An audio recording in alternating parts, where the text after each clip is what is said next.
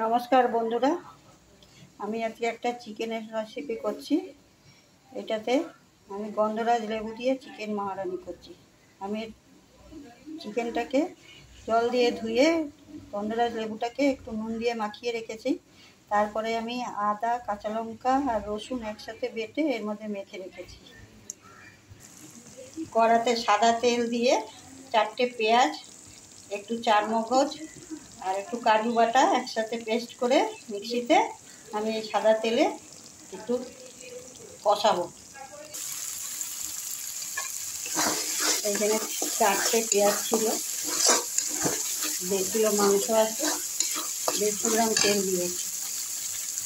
এবার এটা কষানো হয়ে গেছে, এর মধ্যে আমি চিকেনগুলো দিয়ে দেবো।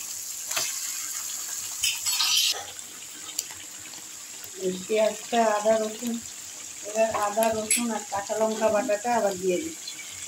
তখন একটু ম্যারিনেট একসাথে মাখিয়েছিলাম অল্প, এর মধ্যে একটু নুন দিয়ে দিলাম। এবার আবার কষাবো।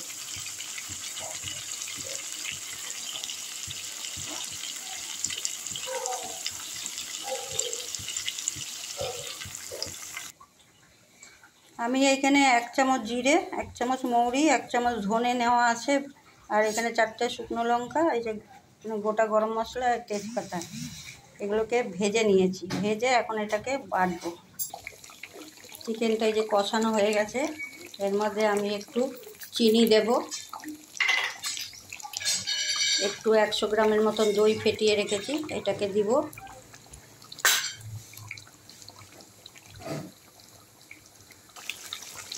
এই দেখুন মাংসটা কষানো হয়ে গেছে। আমি এর মধ্যে একটু আলু দেব।